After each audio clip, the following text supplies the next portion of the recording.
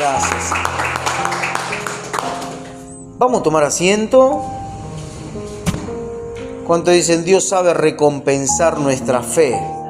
Amén. Gloria a Dios. Vamos a abrir la Biblia en el libro de Romanos capítulo 12, versículo 1, y he titulado el mensaje Dios recompensa nuestra fe. ¿Cuántos dicen Dios va a recompensar mi fe? Con poca onda, ¿no? ¿Cuántos dicen Dios va a recompensar mi fe? ¿Y por qué? Porque como jóvenes muchas veces vemos a otros que ni siquiera siguen a Jesús y parece que las cosas le van bien, ¿o no? Y vos decís, ¿qué pasó? ¿Dónde está aquel que me recompensa por seguir a Jesús? Pero la Biblia dice que los últimos serán primeros, los primeros serán últimos. ¿Por qué? Porque Dios siempre va a tener como si fuese la frutillita del postre. ¿Para quién? Para aquellos que se niegan a sí mismos y están dispuestos a seguir a Jesús, ¿no? Entonces veamos lo que dice ahí Romanos capítulo 12, versículo 1. Y Pablo le habla a los romanos, y fíjense que le habla a quién, a los hermanos, no se lo habla a los incrédulos, a los creyentes. Le dice: así que hermanos, os ruego por la misericordia de Dios que presentéis vuestros cuerpos en sacrificio vivo, santo, agradable a Dios, que es vuestro culto racional. No os conforméis a este siglo, sino transformaos por medio de la renovación de vuestro entendimiento, para que comprobéis cuál sea la buena voluntad de Dios, agradable y perfecta. Pablo les dice: no se conformen a ¿qué cosa? A este siglo. Dice, no estén ahí en un molde. No, ustedes rompan el molde. Porque ¿qué es lo más común que un joven puede vivir en este tiempo? Alcohol, salidas, sexo, cuántas cosas, ¿no? Pero Pablo le habla y le dice a los hermanos, es impresionante porque Pablo se lo habla ¿a quién? A la iglesia, a los creyentes, no se lo dice al que no conoce a Dios. ¿Por qué? Porque cuando nosotros estábamos muertos en nuestros delitos y pecados, todo lo que hacíamos parecía que estaba todo bien. Pero cuando conocimos al Señor, ahí nos dimos cuenta que las cosas no estaban bien como nosotros pensábamos. Entonces Pablo les dice: sálganse del molde, no estén estructurados. ¿Por qué? Porque ustedes necesitan no solamente no conformarse a este siglo, sino, dice, transformaos por medio de la renovación de vuestro entendimiento. ¿Para qué? Para que comprobéis cuál sea la buena voluntad de Dios, agradable y perfecta. ¿Cuántos compañeros de trabajo tenemos que están trabajando en el mismo lugar, pero ellos tienen una vida diferente a la que nosotros vivimos? Nosotros le servimos a Dios, ellos tal vez le están sirviendo al diablo. Nosotros estamos tratando de hacer las cosas bien, a ellos si hacen las cosas mal, no hay nadie que lo juzgue. Pero nosotros sabemos que si nosotros hacemos las cosas mal, nuestra conciencia nos va a acusar, nuestra conciencia nos va a hablar diciendo de que todo aquel que sabe hacer lo bueno y no lo hace, le es pecado. Entonces, fijémonos cómo Dios quiere que nosotros podamos entender que las cosas que Dios quiere hacer con nuestras vidas, si nosotros las aceptamos, vamos a recibir ¿qué cosa? Recompensa. Fijémonos lo que dice Primera de Juan capítulo 2, versículo 15. Primera de Juan capítulo 2, versículo 15. Y dice lo siguiente: no améis al mundo, ni las cosas que están en el mundo. Si alguno ama al mundo, el amor del Padre no está en él. Porque todo lo que hay en el mundo, los deseos de la carne, los deseos de los ojos, la vanagloria de la vida, no provienen del Padre, sino del mundo. Y el mundo pasa y sus deseos, pero el que hace la voluntad de Dios permanece para siempre. Todo lo que nosotros vamos a ver es todo momentáneo. Todo. Estamos en un tiempo donde cada uno hace lo que se le da la gana. como si fuese que ninguno va a ser juzgado, cuando todos vamos a ser juzgados por nuestros actos y por nuestros hechos. La Biblia relata la historia de 3 amigos que se encuentran en el libro de Daniel. Daniel capítulo 3, versículo 16. 3 amigos que no solamente que confiaban en Dios, sino que estaban dispuestos, ¿saben a qué? A dar su vida por Dios. Hoy en día es muy difícil encontrar gente así. Es muy difícil encontrar a alguien que diga: yo estoy dispuesto a hacer la voluntad de Dios aunque me echen de mi trabajo. Yo estoy dispuesto a hacer la voluntad de Dios aunque mi familia me aborrezca y me desprecie y me deje a un lado. Yo estoy dispuesto a hacer la voluntad de Dios aún mis amigos, mis compañeros de trabajo se burlen, se ríen. No me importa eso, con tal de hacer la voluntad de Dios. ¿Por qué? Porque la voluntad de Dios, ¿cómo es? Perfecta, agradable, es buena. Pero veamos lo que dice Daniel capítulo 3, versículo 16. Y dice lo siguiente: Sadrac, Mesac y Abednego respondieron al rey Nabucodonosor diciendo: no es necesario que te respondamos sobre este asunto. Ahí el rey había designado que aquellos que estaban dispuestos a no honrar y adorar al Dios que habían levantado en favor del rey, tenían que llevarlo a un horno de fuego. ¿Para qué? Para hacerles sentir el fuego y matarlos. ¿Por qué? Por no estar de acuerdo con el rey. Estos 3 amigos estaban en contra de lo que estaban haciendo. Pero lo bueno es que cuando Dios ve que nuestro corazón está dispuesto aún dejar todo, cosas que tal vez nos gustan, cosas que tal vez parecen ser importantes, pero no están dentro del plan divino. Y cuando nosotros lo dejamos de lado y Dios ve cómo nos esforzamos para dejar ciertas cosas de lado, Dios, ¿qué hace? Nos recompensa, nos bendice. Todo aquel que en Él confía no será avergonzado. Y fíjense que dice en ese versículo: Sadrac, Mesac y Abednego respondieron al rey Nabucodonosor diciendo: no es necesario que te respondamos sobre este asunto. He aquí nuestro Dios, a quien servimos, puede librarnos del horno de fuego ardiendo, y de tu mano, oh rey, nos librará. Y si no, sepas, oh rey, que no serviremos a tus dioses, ni tampoco adoraremos a la estatua que has levantado. Estos 3 jóvenes le dijeron al rey: estamos sabiendo que Dios nos va a respaldar. Estamos sabiendo, fíjense cómo lo dice, he aquí nuestro Dios, a quien servimos. Cuando uno le sirve a Dios, tiene la seguridad y la confianza de que Dios le va a respaldar. Y fíjense luego, nos puede librar del horno de fuego ardiendo, y de tu mano, oh rey, nos librará. Y si no, si eso no pasa, porque muchas veces Dios nos puede poner a prueba. Porque muchas veces decimos que confiamos, que creemos, pero realmente la fe de cada uno se mide ¿dónde? Donde está parado en el momento de las pruebas. Es ahí donde las palabras muchas veces desaparecen y donde la fe comienza a actuar. Cuando decimos yo creo en Dios, pero cuando las papas queman, seguimos creyendo en Dios. Y ahí las papas no solamente que quemaban, sino que iban a quemar sus cuerpos. Su propio cuerpo iban a ser quemados.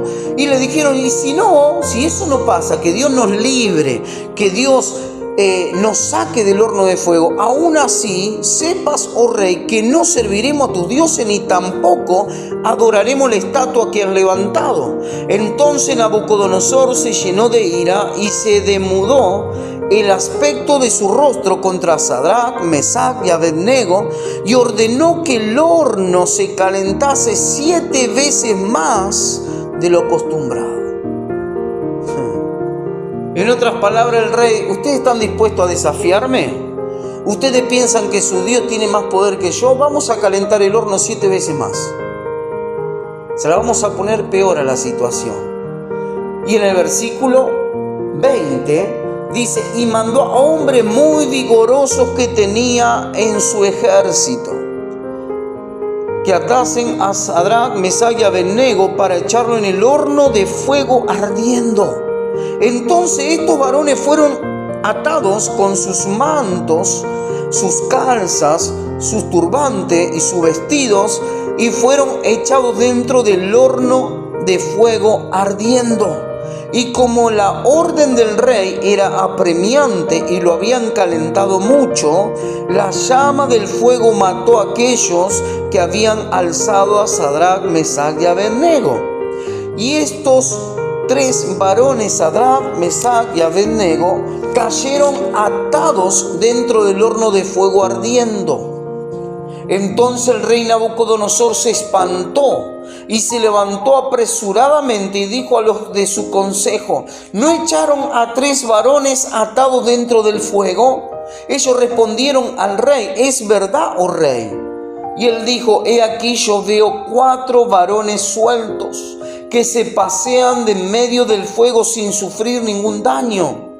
Y el aspecto del cuarto es semejante a hijo de los dioses. Entonces Nabucodonosor se acercó a la puerta del horno de fuego ardiendo y dijo: Sadrach, Mesach y Abednego, siervo del Dios Altísimo, salid y venid. Entonces Sadrach, Mesach y Abednego salieron de medio del fuego, y se juntaron los sátrapas, los gobernantes, los capitanes y los consejeros del rey para mirar a estos varones, como el fuego no había tenido poder alguno sobre sus cuerpos, ni aun el cabello de sus cabezas se había quemado. Sus ropas estaban intactas y ni siquiera olor de fuego tenían. Entonces Nabucodonosor dijo: bendito sea el Dios de ellos, de Sadrach, Mesach y Abednego, que envió a su ángel y libró a sus siervos que confiaron en él y que no cumplieron el edicto del rey y entregaron sus cuerpos antes que servir y adorar a otro Dios que su Dios. Imagínense todo lo que ellos vivieron en tan solo poco tiempo, y cómo pudo hacer de que todo un pueblo, aún el mismo rey, el enemigo de Dios, termine glorificando a Dios por jóvenes que estuvieron dispuestos a dar su vida por rescate. ¿A quién? A los que iban a creer a través de su fe. Porque el mismo rey salió testificando y diciendo: el Dios de ellos tiene que ser glorificado, tiene que ser exaltado. El Dios de ellos, ¿por qué? Porque nadie se había atrevido a ir en contra del edicto del rey, porque sabían que le iba a costar la vida. A ellos no le importó su vida. La Biblia dice que aquel que ama su vida la perderá, y aquel que pierda su vida por causa del Señor la tendrá. ¿Por qué? Porque cuando nosotros amamos al Señor, amamos más su nombre, lo amamos más a Él que nuestra propia vida. A ellos no les importó si morían o no morían, su confianza estaba intacta en Dios. Y para vergüenza de sus oponentes o vergüenza de aquellos que estaban dispuestos a matarlos a ellos, dejó notorio de que el Señor estaba dispuesto a estar con ellos dentro del horno de fuego. Era Jesús con ellos. Cuando la Biblia habla del ángel de Jehová, cuando la Biblia habla del ángel del Señor, es el Señor que estaba ahí en medio de ellos. En medio de las pruebas el Señor está ahí. Pero para eso tenemos que negarnos nosotros mismos. Para eso, si la corriente de este mundo es alcohol, drogas, sexo, lo que sea, si esa es la corriente de este mundo, nosotros tenemos que ir en contra, todo lo contrario. La Biblia dice que el hombre dado al vino es un hombre traicionero. Entonces, no es bueno que una persona se dé al vino. o a unas drogas o a lo que sea, a algo que cause un efecto contrario que lo que Dios quiere causar. Cuando Dios dice que Él es amor, no se puede manifestar el amor de Dios porque la persona está infectada. ¿Me explico? El mundo hoy en día está perdido. El mundo hoy en día no tiene esperanza. El mundo hoy en día no sabe para dónde correr. Los jóvenes se suicidan, las jovencitas abortan, los jóvenes se van de sus hogares, se pelearon con sus padres, se van a la casa de alguien, jovencitas que dicen yo prefiero irme a la casa de mi novio a vivir, y cuántas cosas, porque eso es lo que el mundo te ofrece. Y la Biblia dice que el mundo pasa y sus deseos, pero aquel que hace la voluntad de Dios permanece para siempre. ¿Qué es hacer la voluntad de Dios? Es ir en contra. Como estos jóvenes fueron en contra, para ellos era más fácil, fíjense, para ellos era más fácil ir delante de la estatua que se había levantado y decir, te alabamos, y no iban a tener que pasar por el horno de fuego. Pero ellos tomaron lo que para otro era peor. Ellos decidieron ir en contra. Ellos decidieron hacer lo que tenían que hacer conforme a su convicción. Conforme a la convicción que tenemos cada uno y según es la fe demostrativa que vamos a tener. Si nosotros creemos que el Señor es uno y que solamente vamos a adorarle, servirle y vivir como a Él le agrada y lo hacemos, obviamente que va a haber represión, obviamente que va a haber personas que se burlen, que se ríen y cuantas cosas. Pero fíjense cómo el Señor que hizo los recompensó. El Señor que hizo recompensó la fe de 3 que estaban en contra del rey. Es como si fuese que el presidente de la nación obligue a los hombres a hacer algo en contra de lo que la palabra de Dios dice, y hay hombres que para quedar bien con el hombre lo van a hacer, pero aquellos que han puesto a Dios en primer lugar y su corazón es para Dios, están dispuestos aún a dar su vida con tal de no aceptar lo que un presidente le pueda llegar a decir. Porque cuando alguien está en el poder conforme a sus ideas, su pensamiento va a querer ejecutar ciertas cosas. Acá nos encontramos con un rey que conforme a su pensamiento, su creencia, lo que él pensaba, dijo vamos a hacer una estatua, todos tienen que rendirle honra, alabanza, honor, pero había 3 que fueron en contra. Hoy en día necesitamos jóvenes que vayan en contra de lo que vemos todos los días en televisión, en las calles. Jóvenes sin esperanza, jóvenes que se van perdiendo. ¿Por qué? Porque no hay nadie que les hable la verdad. Y la Biblia dice que el Señor, cuando uno conoce la verdad nos hace libre. Y cuando conocemos la verdad, cambiamos la manera de pensar y hacemos conforme a lo que Dios quiere hacer. Hoy estamos acá, mañana no lo sabemos. Lo que Dios tiene para nuestra vida, pero lo que tengamos que hacer conforme a la voluntad de Dios, que deje notorio en que Dios estamos confiando. Oh Rey, y si no, dijo, aún así no vamos a adorar a la estatua que levantaste. Y si Dios no me sana, no importa. Aunque Dios no me sane, yo sigo confiando que el mayor milagro es la salvación de mi alma.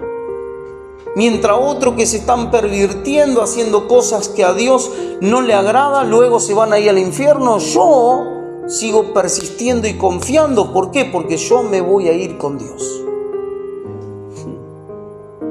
Cuando nosotros realmente tenemos convicciones firmes, no importa quién venga a decirnos cosas contrarias, seguimos teniendo la misma convicción. Y cuando tenemos la misma convicción, ¿qué hace el Señor?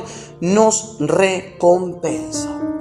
¿Te imaginas en tu lugar de trabajo, en la universidad, en la escuela, donde tengas que estar, que por hacer la voluntad de Dios otros quieran tus beneficios, otros quieran vivir lo que estás viviendo, otros quieran vivir y experimentar con el mismo Dios que vos tenés, en el cual ellos no lo conocen?